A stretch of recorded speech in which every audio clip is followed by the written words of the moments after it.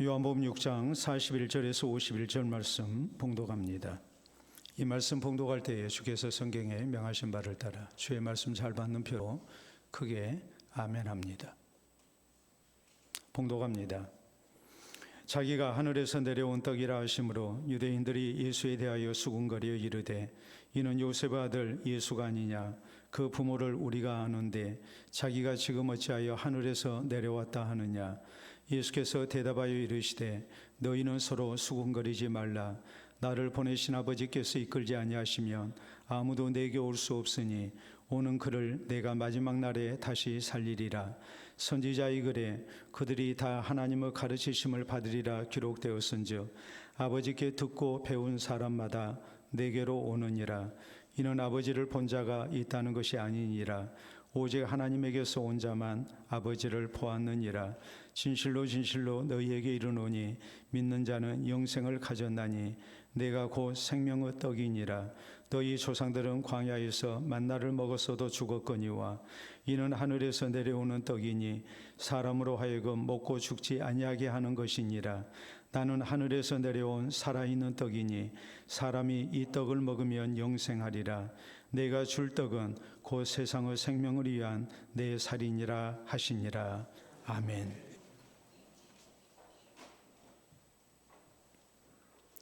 음식에 대한 역사를 연구한 비 윌슨 박사가 있습니다. 이분이 지난 2020년에 출간한 책이 있습니다. 우리가 한번 보도록 하겠습니다. 여러분 책을 보시게 되면 식사에 대한 생각이라는 제목의 책입니다. 이 책에서 저자는 담배나 술 혹은 각종 유해 물질보다도 음식이 더 큰 사망의 요인이라고 개탄합니다. 2015년에 흡연으로 인한 담배로 인한 사망자는 700만 명이었습니다. 그런데 술로 인한 사망자는 그 절반가량인 330만 명입니다. 더 놀라운 사실은 잘못된 식사 습관에 의한 사망자는 무려 1200만 명이라는 사실입니다. 실제적으로 전 세계 사망 원인 1위는 식습관이라고 비 윌슨 박사는 밝히고 있습니다. 그리고 이런 잘못된 식습관에 대해서 몇 가지를 이렇게 말합니다. 설탕을 너무 많이 먹는 것, 단 음식을 많이 먹는 것 좋지 못하다는 거죠. 또 물 아닌 것을 물처럼 마시는 것을 지적합니다. 주스나 탄산음료 혹은 커피 등을 물이라고 생각합니다. 간식 습관을 가지고 있는 것, 또 인스턴트 식품을 많이 먹는 것, 제철 과일이나 음식을 먹지 아니하는 것, 또 다양하게 먹지 않는 습관, 거기에다가 기름을 과다 사용하는 조리법, 또 하나 급한 식사, 다시 말해서 식사 시간이 너무 짧은 것, 이런 것들이 잘못된 식습관에 해당이 되고 또 이런 것들로 인해서 우리의 건강이 심각하게 위협을 당하고 또 수명이 단축된다고 지적을 합니다. 그래서 비 윌슨 박사는 이런 결론을 내립니다. 인류 역사상 그 어느 때보다도 먹을 것이 풍부한 시대에 잘못 먹어서 죽는 사람이 늘어나고 있다라고 말합니다. 과거에는 먹을 것이 없어서 굶어 죽는 사람이 많았지만 지금은 잘못 먹어서 죽는 사람이 늘어나고 있는 이 풍요의 시대에 오히려 더 많은 사람들이 죽는 이런 아이러니가 발생하고 있다고 지적하고 있는 것입니다.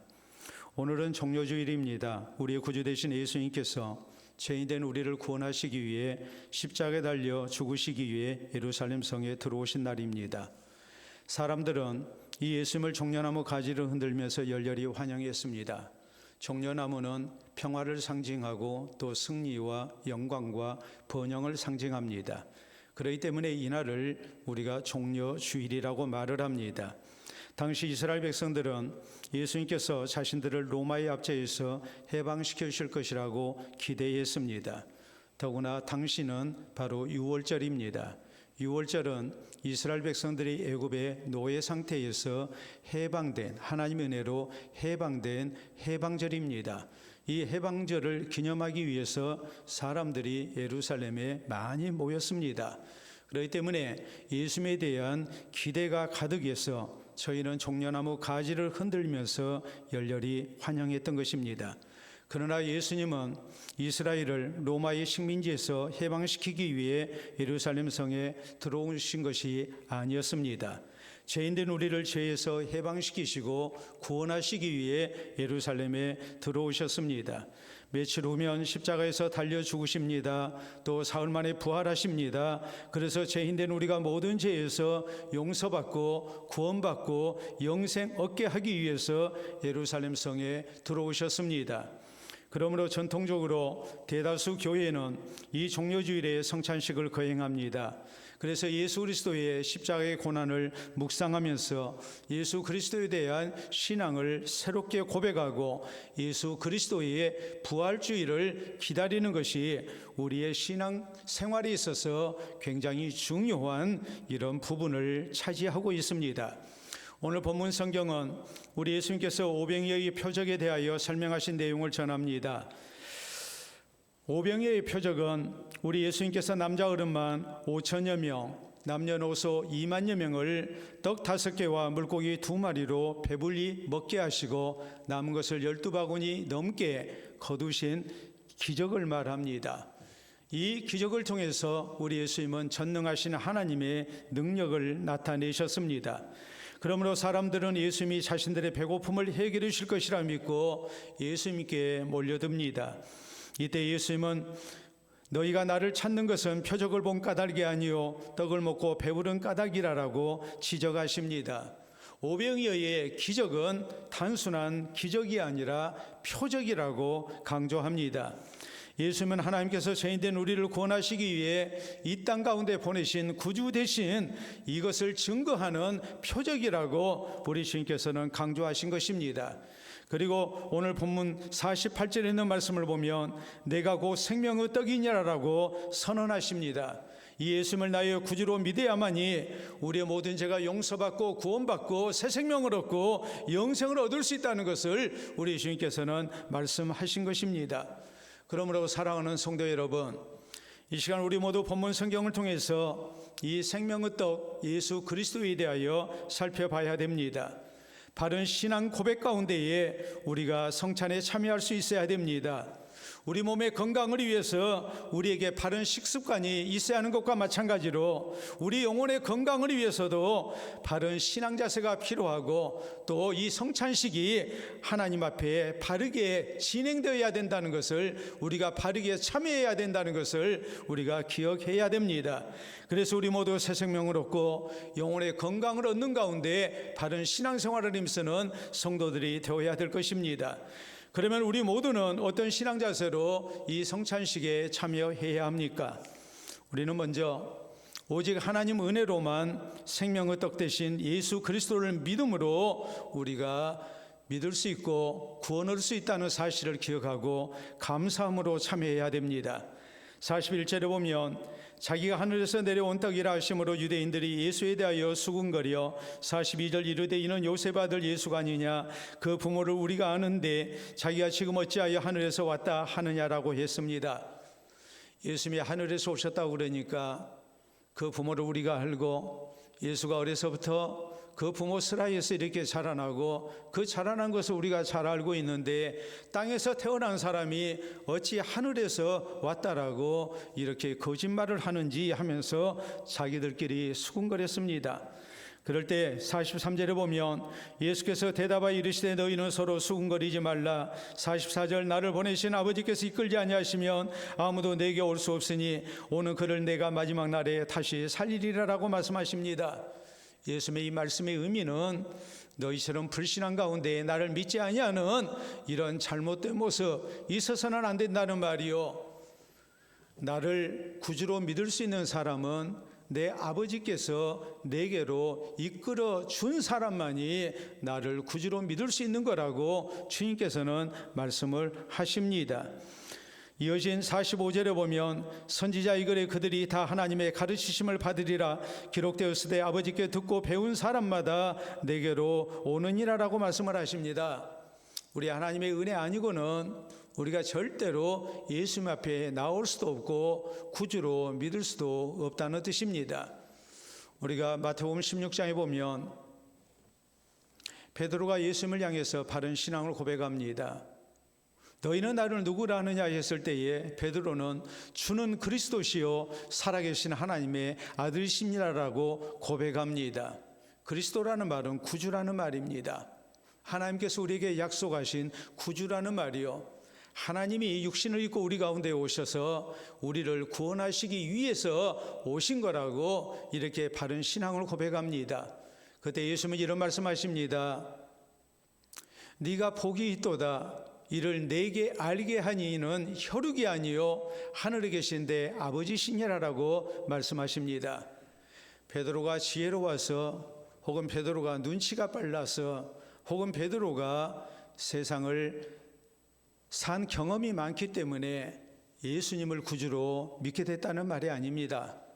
하늘에 계신 내 아버지께서 믿게 해주셨다는 말입니다. 그러므로 우리가 고린도서 15장 10절에 있는 말씀을 보면 예수님을 구주로 믿지 아니했던 사울이 변해서 바울이 됩니다. 그리고 그가 예수 그리스도의 복음을 증거하는 사도로 평생을 헌신합니다. 절대로 예수님을 믿지 아니했던 사람, 예수님을 부인하고 교회를 박해했던 사람이 어떻게 해서 예수님을 구주로 믿을 수 있었는가? 그리고 어떻게 예수 그리스도의 복음을 증거하는 사도로서 평생을 헌신할 수 있었는가? 여기에 대해서 사도 바울은 한마디로 말씀합니다. 내가 나 된 것은 다 하나님 은혜로 된 것이다 라고 말합니다. 오직 하나님 은혜입니다. 이 하나님의 은혜가 있기 때문에 우리가 예수님 앞에 나온 것이고 예수님을 구주로 믿게 된 것입니다. 성령의 감동케 하신 은혜가 있기 때문에 우리가 예수님을 구주로 믿을 수 있게 된 것입니다. 그러므로 우리가 오늘 예수 그리스도를 향한 신앙을 고백하고 이 성찬식에 참여할 수 있는 것, 이 모든 것은 하나님의 은혜인 것을 알고 우리가 감사해야 된다는 말입니다. 1952년에 미국 사람들에게 설문조사를 했습니다. 가장 두려워하는 것이 무엇입니까? 라고 물었을 때에 첫 번째는 원자폭탄이었습니다. 그리고 두 번째는 의외로 사람들이 깜짝 놀랄 만한 대답이 나왔습니다. 바로 소아마비였습니다. 당시 소아마비로 인해서 많은 사람들이 죽었습니다. 또 장애를 입었습니다. 그러므로 모두가 두려워한 것입니다. 유명한 프랭클린 루스벨트 대통령은 1921년 39살 때 소아마비에 걸렸습니다. 이분은 나중에 1933년 51세 때 처음으로 대통령에 당선이 됩니다. 그리고 계속해서 3선을 했고 미국 역사상 최초로 3선 대통령, 4선 대통령이 됩니다. 그러나 4선 대통령에 당선이 돼서 3개월이 됐을 때에 그는 죽고 말았습니다. 루스벨트 대통령은 소아마비에 걸려서 자기 다리로 걷지를 못했습니다. 그리고 1945년 63세로 죽고 만 것입니다. 이렇게 장애를 입고 고생을 했기 때문에 루스벨트 대통령은 살아생전 소아마비 재단을 세웠습니다. 그리고 미 국민의 3분의 2가 여기에 기부했습니다. 자원봉사자는 무려 700만 명이었습니다. 이 소아마비 재단에서 과학자 소크를 적극적으로 후원했습니다. 소크는 하루 16시간 연구한 끝에 소아마비 백신 개발에 성공합니다. 그때가 1953년 3월 26일입니다. 그러나 소크는 이 백신 특허를 내지 아니했습니다. 그가 특허를 냈다면 전 세계적으로 떼돈을 벌었을 겁니다. 사람들이 궁금해서 물었습니다. 왜 백신 특허를 내지 않습니까? 그럴 때 소크는 얘기하기를 태양에도 특허가 있습니까? 라고 했습니다. 하나님이 창조하신 태양을 통해서 이 지구상의 모든 생명체가 생명의 복을 누리는 것과 마찬가지로 태양에 특허가 없는 것처럼 이 하나님의 은혜를 생각하면 자기가 특허를 낼 수가 없다는 말입니다. 그래서 미 국민뿐만이 아니라 전 세계 인류는 소아마비의 공포에서 벗어나게 됐고 오늘날의 소아마비는 거의 사라졌습니다. 우리가 생각하면 이것은 루스벨트 대통령의 은혜입니다. 또 소아마비 재단의 은혜입니다. 그런가 하면 백신을 개발하고 특허를 내지 않은 과학자 소크의 은혜이기도 합니다. 참으로 귀한 은혜를 우리에게 베푼 겁니다. 그러나 사랑하는 성도 여러분, 이것보다도 더 큰 은혜가 무엇이겠습니까? 바로 죄인된 우리를 구원하시기 위해서 예수님을 이 땅 가운데 보내신 하나님의 은혜입니다. 또 십자가에서 내 죄 때문에 대신 죽어주신 예수 그리스도의 은혜입니다. 더 나아가서 나에게 예수님을 구주로 믿을 수 있도록 주님 앞에 나를 인도하시고 믿게 해주신 성령 하나님의 은혜인 것을 우리가 기억해야 됩니다. 그러므로 이 성찬식 앞에 우리는 모두 하나님 은혜에 감사해야 됩니다. 그리고 생명의 떡 대신 예수 그리스도를 향한 감사 속에 우리가 성찬식에 참여할 수 있기를 바랍니다. 두 번째로 우리는 오직 생명의 떡 대신 예수 그리스도를 진실되게 나의 구주로 믿고 고백하며 우리가 성찬식에 참여해야 됩니다. 46절에 예수님은 자신이 하늘에서 내려온 떡이라고 강조하십니다. 이는 아버지를 본 자가 있다는 것이 아니니라. 오직 하나님에게서 온 자만 아버지를 보았느니라. 자신은 분명히 하나님께서 이 땅 가운데 보내신 구주이신 것을 다시 한번 강조합니다. 나는 하나님 아버지를 봤다. 나는 하늘에서 하나님과 함께 있다가 하나님의 보내심 가운데 이 땅 가운데 내려온 생명의 떡 구주라고 말씀을 하십니다. 그리고 이어진 47절 48절에 있는 말씀을 보면 진실로 너희에게 이르노니 믿는 자는 영생을 가졌나니 내가 곧 생명의 떡이니라 라고 말씀하십니다. 하나님이 보내신 구주 되신 자신을 믿어야 된다고 강조합니다. 그래야 죄를 용서받고 구원받고 영생을 얻을 수 있다고 선언하십니다. 그러므로 오늘 이 성찬식에 참여한 우리 성도에게 필요한 신앙의 자세가 무엇입니까? 우리는 예수 그리스도만이 오직 생명의 떡 되심을 믿어야 됩니다. 진실되게 예수님을 나의 구주로 믿고 고백하며 우리가 성찬식에 참여해야 합니다. 우리 예수님은 십자가 지시기 전날 밤 제자들과 마지막 식사를 나누시면서 성찬식을 제정하셨습니다. 떡을 주시면서 말씀하십니다. 이것은 너희를 위하여 주는 바 나의 몸이라고 말씀하십니다. 포도주를 주시면서 말씀하십니다. 많은 사람을 위하여 흘리는 바 나의 피 곧 언약의 피라고 말씀하십니다. 그리고 이 성찬식을 통해서 십자가상에서 죄인된 나를 위해 죽어주신 예수님의 몸과 그 흘리신 피를 기념하라고 우리 주님께서는 강조하셨습니다. 그렇기 때문에 우리가 성찬식에 참여할 때마다 바로 이 신앙 고백을 해야 된다는 말입니다. 단순하게 떡과 포도주를 먹는 것이 아니라 예수님의 살과 예수님의 몸과 예수님의 피를 우리가 고백하면서 성찬에 참여하는 성도가 되어야 됩니다. 오늘날 세계 최고의 결제 수단은 신용카드입니다. 이 신용카드의 시작은 1949년 미국인 사업가 프랭크 맥나라마야가 이제 처음으로 시작을 했습니다. 이 사람이 뉴욕의 한 식당에서 저녁 식사를 했는데 계산하려고 보니까 지갑을 가지고 나오지 않은 것을 알았습니다. 그래서 참 곤란한 일을 겪었습니다. 그래서 생각을 합니다. 현금이 없을 때 대신에 지불할 수 있는 수단이 무엇일까? 사람이 생활하다 보면 지갑 빼놓고 나갈 때도 있고 또 지갑 속에 돈이 있는 줄 알았는데 돈이 없을 때도 물론 있겠죠. 그러니까 간편하게 현금 대신에 지불할 수 있는 수단을 연구하다가 만든 것이 바로 신용카드입니다. 그래서 1950년 최초로 신용카드가 세상에 나왔습니다. 그 카드의 이름은 다이너스 카드입니다. 말 그대로 우리가 풀자면 저녁 식사하는 사람들의 카드라는 말이에요. 또 저녁 식사를 통해서 만들어진 카드라는 말이에요.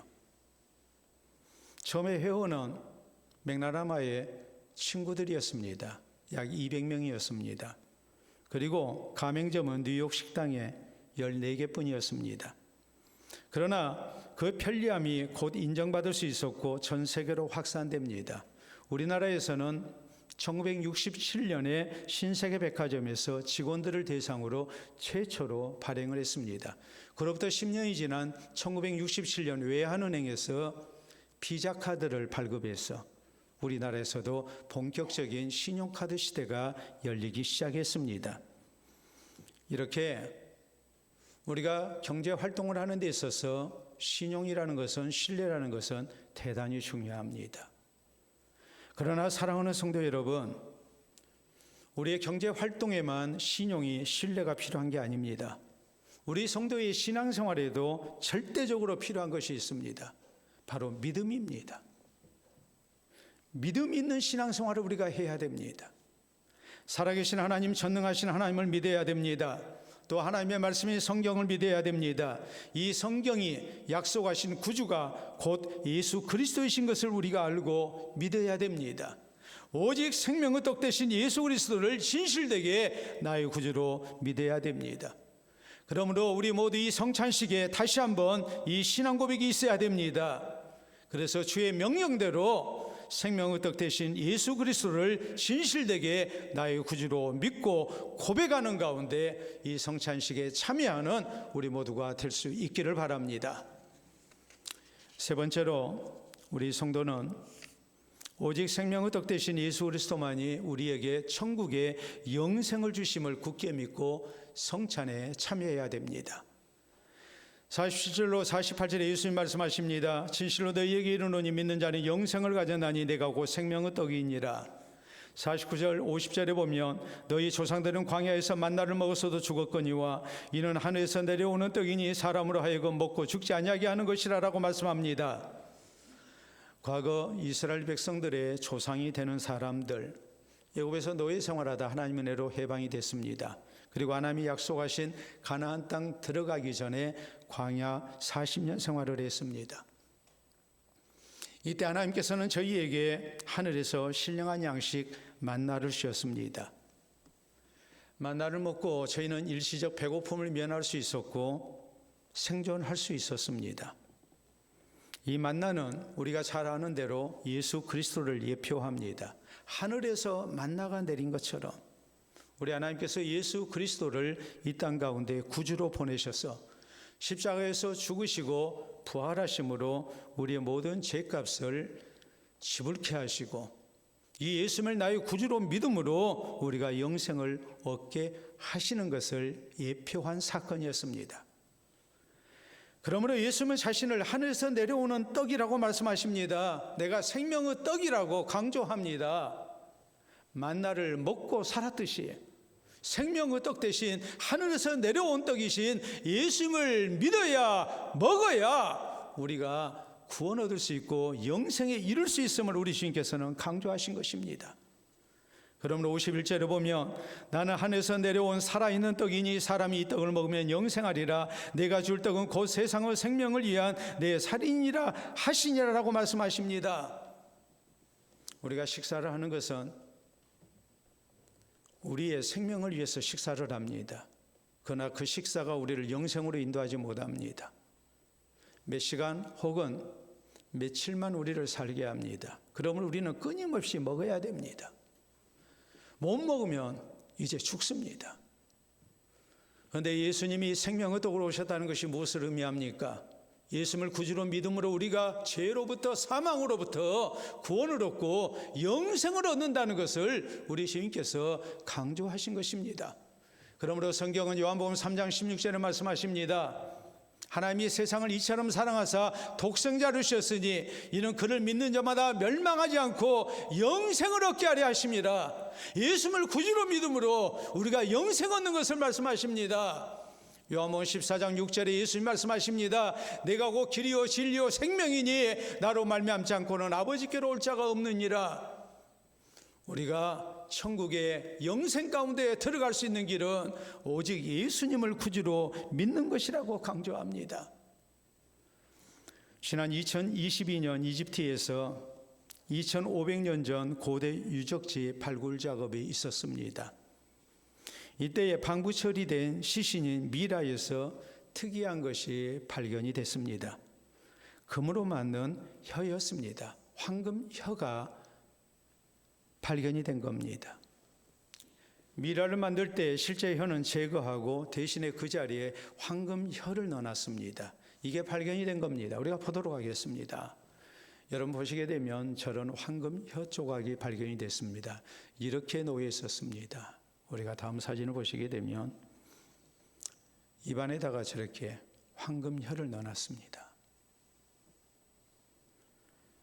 왜 그랬을까요? 이집트 사람들은 죽은 자가 사후 세계로 갈 때에 오시리스 신을 만나야 한다고 했습니다. 오시리스 신은 지하 세계의 왕이요 죽은 자의 심판자입니다. 그러므로 이 오시리스 신을 설득하기 위해서는 혀가 있어야 되는데 혀가 썩잖아요. 그러니까 황금혈을 만들어서 열심으로 오시리스 신을 만나서 자기를 용서해달라고 자기의 또 선행을 얘기하면서, 그래서 자비를 얻고 영생을 얻어야 된다고 믿었기 때문에 황금혈을 미라에게 이렇게 넣어놓은 겁니다. 그러나 사랑하는 성도 여러분, 성경은 요한일서 2장 1절에 말씀하십니다. 우리가 죄인이랄지라도 하나님 아버지 앞에서 우리에게 대언자가 있으니 곧 의로우신 예수 그리스도시라라고 말씀하십니다. 우리가 하나님의 심판대 앞에 서야 됩니다. 죄인된 모습입니다. 그러나 입이 10개여도 할 말이 없는 죄인인데 예수 그리스도께서 죄인된 나를 위해 대언하신다고, 변호하신다고 성경은 말씀하십니다. 내가 저 사람 때문에 십자가에서 대신 죽었습니다. 저에게 생명 주기 위해 내가 다시 부활했습니다. 저 사람이 나를 구주로 믿었습니다라고. 그러므로 모든 죄가 용서받고 천국의 영생 가운데 들 수 있다고 하나님 앞에 나를 위해 변호해 주신다고 성경은 말씀하십니다. 그러므로 우리 모두 오직 생명의 떡 대신 예수 그리스도만이 나의 구주 되심을 진실되게 믿어야 됩니다. 이 신앙 고백 가운데 이 성찬식에 참여해야 됩니다. 그래서 우리가 다시 한번 천국의 영생을 확신하는 아름다운 은혜가 있기를 바랍니다. 지난 2017년 남극에서 106년 된 케이크가 발견이 됐습니다. 영국의 스콧 대장이 이끌던 남극 탐험대, 이들이 1911년부터 13년까지 탐험에 나섰는데 조난을 당했습니다. 그리고 한 사람도 돌아오지 못했습니다. 이들의 유품이 발견된 겁니다. 상자는 심하게 부식이 됐는데 케이크는 멀쩡해서 먹을 수가 있었습니다. 우리가 확인해 보도록 합니다. 저게 케이크 상자예요. 꺼내봤어요. 그랬더니 다음 사진을 보시게 되면 저렇게 종이에 싸진 케이크가 나왔고 속에 있는 내용물을 봤더니 이렇게 돼 있었습니다. 지금도 먹을 수 있는 케이크였습니다. 남극 탐험 대원들에게 아주 소중한 음식이었을 것입니다. 저희가 생존했다면 저것을 먹고 살았겠죠. 그러나 심한 눈보라에 저희는 조난을 당했고 결국 돌아오지 못했고 저희는 죽고 말았습니다. 100년 된 케이크라 할지라도 106년이나 됐지만 오늘날에도 이 케이크는 먹을 수 있을 정도의 신선도를 자랑합니다. 그러므로 남극 유산으로 보존하기로 했습니다. 앞으로도 상당 기간 동안 이건 보존될 겁니다. 또 일시적 배고픔을 면하게 해줄 수 있을 것입니다. 그러나 이것이 우리에게 영생을 가져다 주지는 못합니다. 한때 배고픔만 면하게 할 뿐입니다. 오직 예수 그리스도만이 우리에게 생명의 떡이신 것을 우리는 잊지 말아야 됩니다. 그러므로 사랑하는 성도 여러분, 우리 모두 생명의 떡 예수 그리스도를 향한 진실된 신앙 고백 가운데 이제 있게 될 성찬식에 참여해야 됩니다. 생명의 떡 대신 예수 그리스도를 믿게 해주시는 하나님 은혜에 감사하면서 생명의 떡 대신 예수 그리스도를 진실되게 나의 구주로 믿어야 됩니다. 그래서 모든 죄를 용서받고 구원받고 천국의 영생을 허락받는 우리 모든 성도 되시기를 우리 주님의 이름으로 축원합니다. 우리 함께 기도합니다. 우리의 생명이 되신 아버지 하나님, 은혜를 진심으로 감사합니다. 죄인된 우리를 구원하시고자 예수 그리스도를 생명의 떡으로 이 땅 가운데 보내시고 십자가에서 내 죄 때문에 달려 죽게 하시고 또 부활케 하셔서 우리로 영생이 이룰 수 있는 길을 열어주신 것을 진심으로 감사합니다. 생명의 떡 대신 예수 그리스도를 구주로 믿게 해주신 하나님의 은혜에 감사하며 우리가 천국의 영생과 영광을 바라며 이제 성찬식에 참여하기를 원합니다. 다시 한번 예수 그리스도를 향한 진실된 신앙 고백이 있게 하시고 이 성찬식을 통하여 생명의 떡 대신 예수 그리스도를 먹음으로 우리가 구원 얻게 하시고 천국의 영원한 영광 가운데 영생 가운데 들어갈 자격을 얻을 수 있도록 인도하여 주시옵소서. 믿사옵고 예수님 이름으로 기도하옵나이다. 아멘.